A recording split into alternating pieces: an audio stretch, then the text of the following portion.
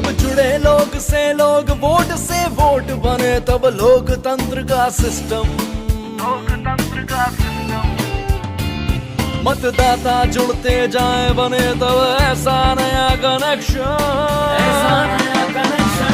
मतदाता junction, hashtag मतदाता junction. मतदाता जंक्शन, हैशटैग मतदाता जंक्शन। मतदाता जंक्शन के एक और नए एपिसोड के साथ हम उपस्थित हैं। आप सबको नमस्कार। मेरा भी नमस्कार दोस्तों। आज है मार्च माह का आखिरी दिन और ये माह हम सब के लिए खास गहमा गहमी का रहा है, क्यों भारत? वो तो है। अरे भाई, मतदाता जंक्शन के मेरे दोस्तों, क्या हाल चाल है तुम सबका? आइए आइए चुनावी चाचा, नमस्कार। नमस्कार चुनावी चाचा। नमस्कार बच्चों। भारती मुझे इस माह की गहमा गहमी के बारे में पूछ रही थी। समझ गया, इसी माह में तो हिंदी नव वर्ष आरंभ होता है बच्चों, जो अभी 22 मार्च को आरंभ हुआ। और इसी नव संवत्सर के दिन यानी 22 मार्च को देश भर में अनेक और त्योहार भी मनाए गए थे। लोकतंत्र का त्योहार भी तो। लोकतंत्र का त्योहार भूल गए? इसी महीने 2 मार्च को उत्तर पूर्व में मेघालय, नागालैंड और त्रिपुरा के विधानसभा चुनावों के भी तो नतीजे घोषित किए गए और अब वहां नई राज्य सरकारों ने तो काम भी करना शुरू कर दिया है। अरे हाँ, तो क्यों ना इस लोकतंत्र के उत्सव को सेलिब्रेट कर लें? क्यों नहीं भाई। मतदान, मतदाता और हमारा प्रोग्राम मतदाता जंक्शन। लोकतंत्र की पहली ताकत है हमारा मतदान। जिम्मेदार यहाँ हर नागरिक की यही तो है पहचान। अपने विवेक से उसे ही चुनोगे जिसमें न हो कोई खोट, तभी तो बढ़ेगा ये देवास हमारा बिना कोई रोक टोक। जब निकलोगे और दोगे अपना वोट। अरे वाह, सभी को नमस्कार। आज तो जंक्शन का माहौल अलग सा है।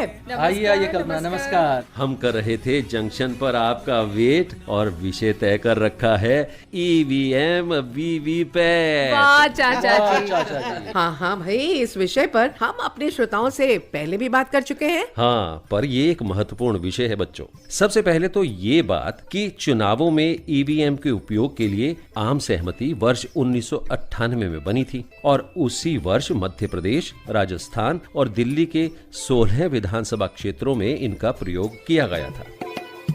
1999 में 46 लोकसभा क्षेत्रों में और सन 2000 में हरियाणा के 45 विधानसभा क्षेत्रों में इसका विस्तार किया गया। और जानते हैं, केरल, पुडुचेरी, पश्चिम बंगाल और तमिलनाडु के 2001 के विधानसभा चुनाव पूरे तौर पर ईवीएम से ही कराए गए थे और फिर 2004 के लोकसभा चुनावों में सभी 543 क्षेत्रों में ईवीएम का प्रयोग हुआ था। अरे वाह, इसीलिए तो मतदाता जंक्शन की इस कड़ी में ईवीएम यानी इलेक्ट्रॉनिक वोटिंग मशीन और voter verifiable paper audit trail, जिसे वीवीपैट कहते हैं, इन्हें उपयोग में कैसे लाते हैं और इनसे जुड़ी बातों के बारे में हम आपको बताने जा रहे हैं।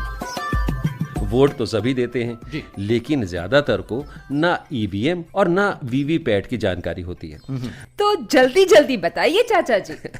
साल 1999 के पहले समूचे देश में बैलेट पेपर से मतदान किया जाता था। इसके लिए बैलेट बॉक्स उपयोग में लाया जाता था। साथ में मतगणना में बहुत ज्यादा वक्त लगा करता था। जब बैलेट पेपर पर मोहर लगाई जाती थी तो उसकी स्याही किसी अन्य चुनाव चिन्ह पर भी लगने की आशंका रहती थी, जिससे मतपत्र को इनवैलिड माना जाता था। अच्छा जी। लेकिन अब इलेक्ट्रॉनिक वोटिंग मशीन मतदाताओं के लिए सहूलियत और सुनिश्चित तथा सही मतदान करने में सहायक हो गई है बच्चों, और वोटों की गिनती भी शीघ्रता से हो जाती है। वाह चाचा जी।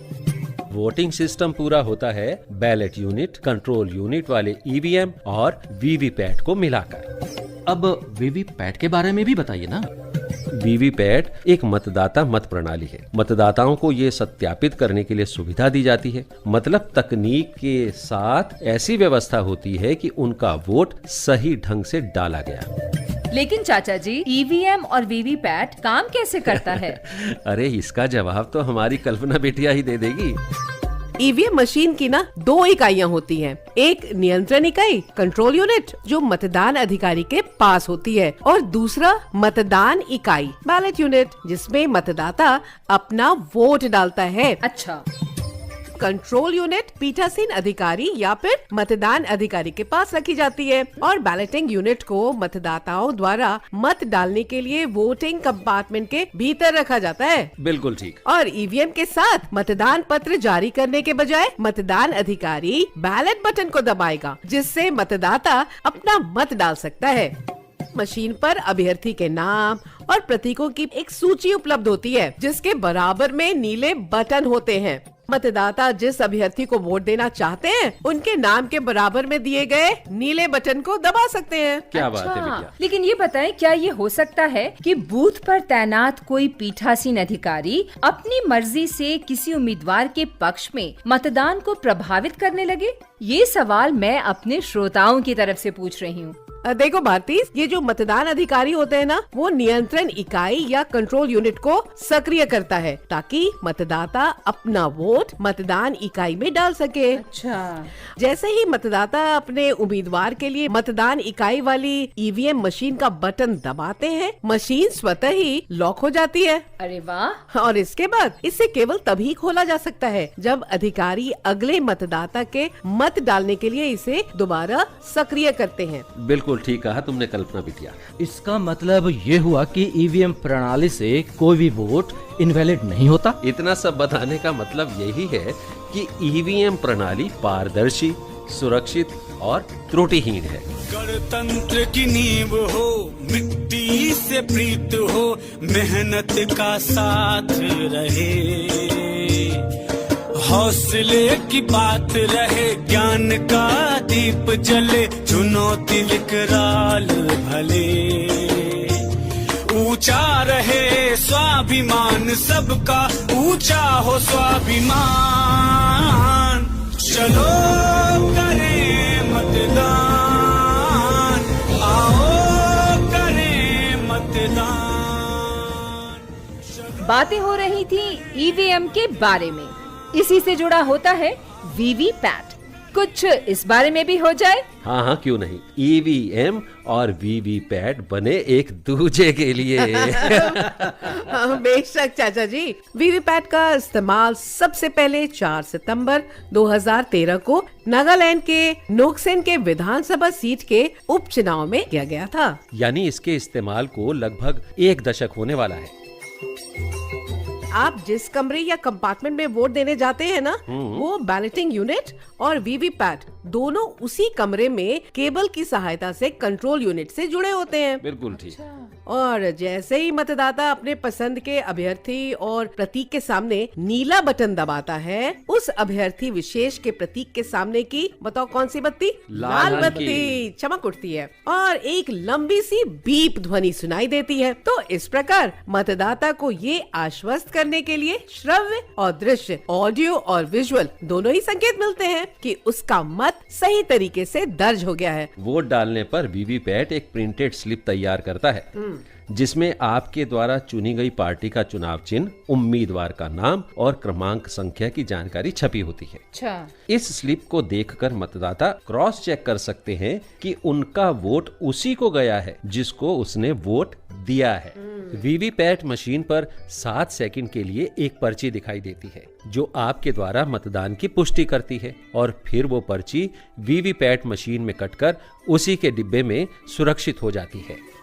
यदि कोई तकनीकी गड़बड़ी हो तब बैलेट यूनिट अथवा कंट्रोल यूनिट में से किसी एक में भी तकनीकी खराबी होने पर तीनों मशीनों अर्थात बैलेट यूनिट, कंट्रोल यूनिट और वीवीपैट मशीन को रिप्लेस कर दिया जाता है। हालांकि वीवीपैट मशीन में तकनीकी खराबी होने पर केवल खराब वीवीपैट मशीन को ही रिप्लेस किया जाता है। दोनों ही परिस्थितियों में रिप्लेस की हुई मशीनें मतगणना की तिथि तक उन्हीं मशीनों के साथ सुरक्षित रखी जाती है जहां पर अन्य प्रयोग की गई मशीनें रखी गई हैं।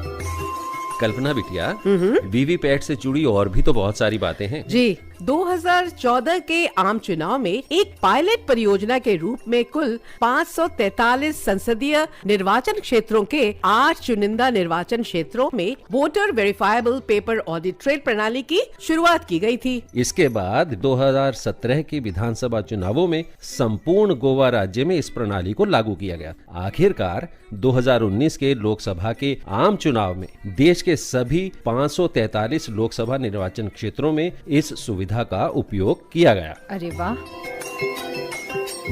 देखो बच्चों, सबसे बड़ी बात तो विश्वसनीयता की होती है जी। और ईवीएम की इसी विश्वसनीयता के बारे में क्या कहा है देश के मुख्य निर्वाचन आयुक्त श्री राजीव कुमार जी ने। हाँ जरूर, चलिए सुनते हैं।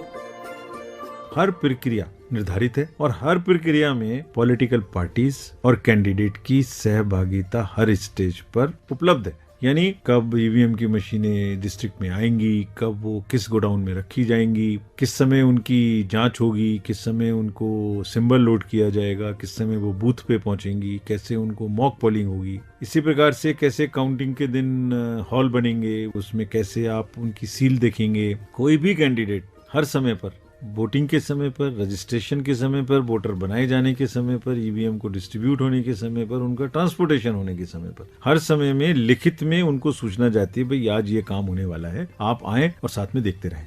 मशीन चली गई तो अब आप भंडारण हो गया तो वहाँ आप बैठे अपने आदमी के साथ बैठे। वहाँ सीसीटीवी भी लगा हुआ है, लगातार वीडियोग्राफी भी हो रही है। यानी जितनी प्रक्रियाएं हैं उनमें सबकी भागीदारी हो, सब वेबसाइट पे रहें, देखते रहें, लोग किस नंबर की मशीन किस बूथ पे गई ये भी पता हो, और किसी भी स्टेज में कोई ये ना कह सके कि हमें ये बात की पता नहीं थी। अरे वाह, क्या जानकारी दी है देश के मुख्य निर्वाचन आयुक्त श्री राजीव कुमार जी ने। यहाँ तो जानकारियों की भरमार ही लग गई है जी। ईवीएम द्वारा मतदान पारंपरिक प्रणाली की तुलना में कहीं अधिक सरल और सुगम भी है बच्चों। जी। पहले की प्रक्रिया बड़ी जटिल थी। लंबे मतपत्र, उनको मोड़ने के तरीके और बैलेट बॉक्स में उनको सही तरीके से डालना होता था। लेकिन अब ऐसा कोई झंझट नहीं है। हाँ, ये बात तो है। ईवीएम और वीवीपैट मशीनों के उपयोग के कारण चुनाव अधिक विश्वसनीय हो गए हैं।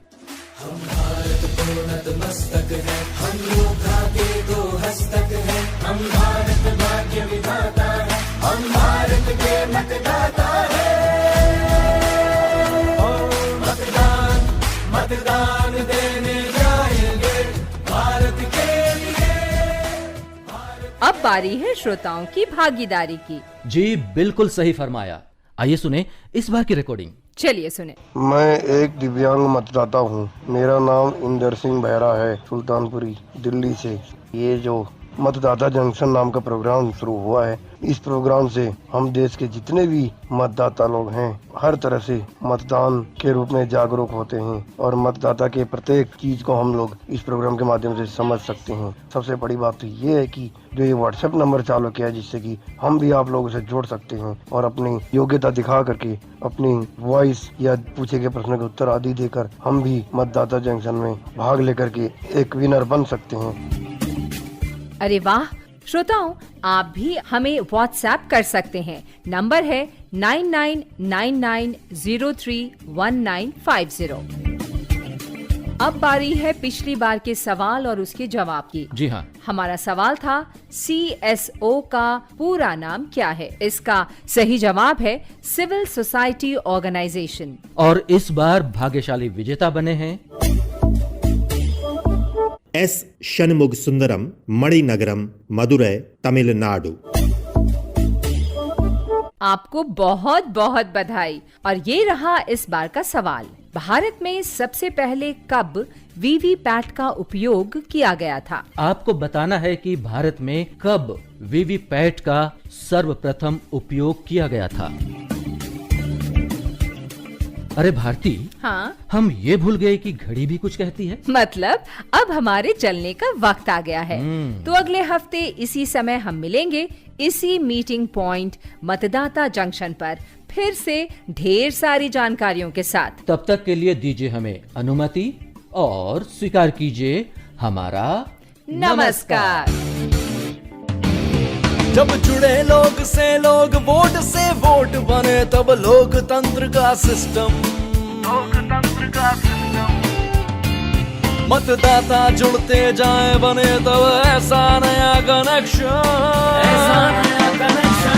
मतदाता जंक्शन, हैशटैग मतदाता जंक्शन।